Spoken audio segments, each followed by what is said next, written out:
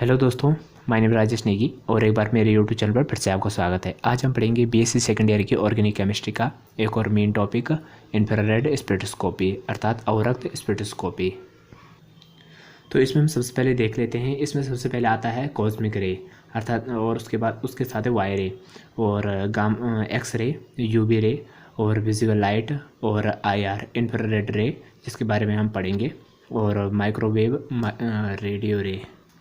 तो इसमें हम देखते हैं कि जो वेवलेंथ अर्थात तरंग दैर्ध्य होती है वह कॉस्मिक रे अर्थात गामा रे से ऊपर की तरफ बढ़ती चली जाती है और माइक्रोवेव रेडियो रे की तरफ अधिक हो जाती है, और इसी प्रकार से जो एनर्जी होती है वह उसके विपरीत चलती है।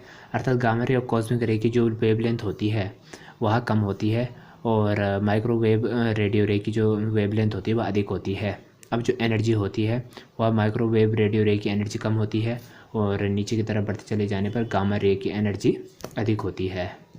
तो अपने टॉपिक पे आते हैं। ये तो आप समझ गए होंगे कि जो वेवलेंथ है वह कॉस्मिक रे अर्थात गामा रे की कम है और माइक्रोवेव रेडियो रे की अधिक है, और गामा रे की एनर्जी अधिक है और माइक्रोवेव रेडियो की कम है। तो अब टॉपिक पे आते हैं।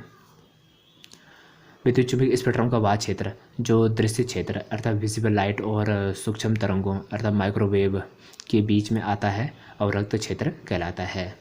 जैसे कि यहाँ पे है किसी विद्युत चुंबकीय स्पेक्ट्रम में ये दृश्य क्षेत्र है विजिबल लाइट और ये सूक्ष्म तरंगें हैं माइक्रोवेव रेडियो रे, इनके बीच में जो क्षेत्र है उसे अवरक्त क्षेत्र या इंफ्रारेड एरिया कहा जाता है। यही प्रकार का अवशोषण स्पेक्ट्रम होता है जिसमें किसी यौगिकों के अणुओं द्वारा विद्युत चुम्बकीय स्पेक्ट्रम में इंफ्रारेड रीजन के कुछ भाग का अवशोषण किया जाता है। जैसे कि मैंने आपको यूवी स्पेक्ट्रम वाली वीडियो में बताया था कि जब भी किसी प्रकाश स्रोत से प्रकाश तरंगे किसी सब्सटेंस अर्थात पदार्थ में प्रवेश करती है, जैसे कि यहाँ पर आईआर रे इस पदार्थ के अंदर प्रवेश करता है तो बहुत सारा रेडिएशन पदार्थों के अणुओं के द्वारा अवशोषित कर लिया जाता है और केवल कुछ ही रेडिएशन पदार्थों से बाहर निकल पाता है। और जब किसी विकिरणों को किसी कंपाउंड में से होकर गुजारा जाता है तो विकिरण पदार्थों के अणुओं द्वारा अवशोषित कर लिए जाते हैं और केवल शेष भाग ही परागमित हो पाता है। जैसे कि किसी पदार्थ से प्रवंगी प्रकाश को गुजारा जाता है या किसी भी प्रकार के रेडिएशन को अर्थात विकिरण को गुजारा जाता है तो पदार्थों के अणुओं के द्वारा बहुत सारा विकिरण अवशोषित कर लिया जाता है और केवल कुछ विकिरण पदार्थों से बाहर निकल पाता है। और इन विकिरणों की जो तरंग दैर्ध्य होती है, जो मैंने आपको पहले बताया था कि जो इनकी वेवलेंथ होती है वह काफ़ी अधिक होती है और इनकी जो एनर्जी होती है वह कम होती है। अर्थात इंफ्रारेड की जो तरंग दैर्ध्य होती है वह अधिक होती है और एनर्जी कम होती है। जैसे कि यहीं पे है, इसकी वेवलेंथ आगे तरफ बढ़ती चली जा रही है और एनर्जी कम होती चली जा रही है, तो इसकी वेवलेंथ अधिक है और एनर्जी कम है। जब अणु इन विकिरणों का अवशोषण करते हैं तो उनमें विभिन्न प्रकार के कंपन उत्पन्न हो जाते हैं। अर्थात जब ये अणु उन विकिरणों को अवशोषित करते हैं तो उनमें विभिन्न प्रकार का कंपन उत्पन्न होता है। यदि अवशोषण या पारगम्यता को तरंग दैर्ध्य के सापेक्ष आरेखित किया जाए तो यौगिकों में इंफ्रारेड स्पेक्ट्रम प्राप्त हो जाता है। अर्थात यदि अवशोषणता या पारगम्यता को तरंग दैर्ध्य के सापेक्ष आरेखित किया जाता है तो तब यौगिकों का इंफ्रारेड स्पेक्ट्रम प्राप्त होता है। इन अणुओं में बहुत से प्रकार के बंध पाए जाते हैं और प्रत्येक बंध में कई प्रकार के कंपन होते हैं, इसलिए इसे आईआर स्पेक्ट्रम का अध्ययन करना बहुत कठिन होता है।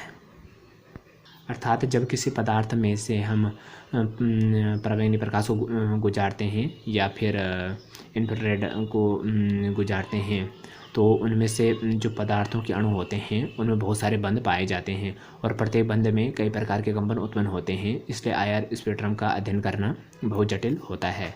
अब हम देखते हैं आईआर स्पेक्ट्रम का निर्धारण का मापन। तो अब हम आईआर स्पेक्ट्रम का निर्धारण का मापन करते हैं। इसमें यहाँ पर सनलाइट है और यहाँ पर सन है और जिससे सनलाइट आ रही है, और फिर यहाँ पर हमने दो सेल रखे हैं, एक है संदर्भ सेल और दूसरा है प्रतिदर्श सेल, और फिर इसके आगे दो हमने मिरर रखे हुए हैं और इसमें प्रिज्म है और प्रिज्म के बाद डिटेक्टर है, उसके बाद रिकॉर्डर है।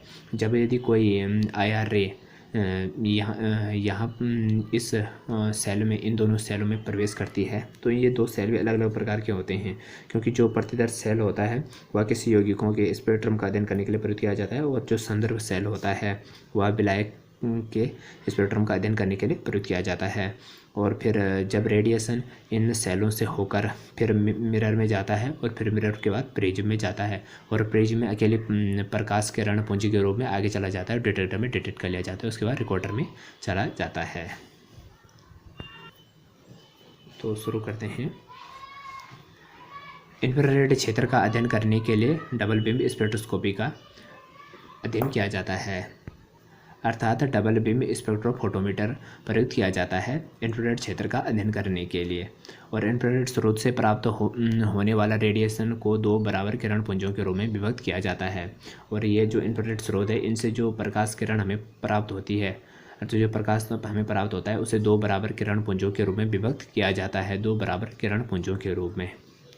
और जिसके लिए दो सेल का प्रयोग किया जाता है, एक होता है संदर्भ सेल, दूसरा होता है प्रतिदर्शन सेल।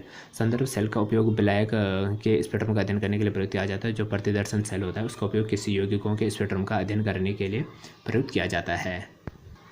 और अब विकिरण इन सेल के बाद मिरर में प्रवेश करता है, और मिरर के बाद प्रिज्म में चला जाता है, और प्रिज्म में वह अकेली प्रकाश किरण पुंज के रूप में आगे बढ़ जाता है, और फिर वह डिटेक्टर के द्वारा डिटेक्ट कर लिया जाता है। उसके बाद वह रिकॉर्डर में चला जाता है, और रिकॉर्डर में हमें आरेखित संरचना प्राप्त होती है, और उसी आरेखित संरचना को ही IR स्पेक्ट्रम कहा जाता है, उस पदार्थ का, जिस पदार्थ का हम IR स्पेक्ट्रम का अध्ययन कर रहे हैं।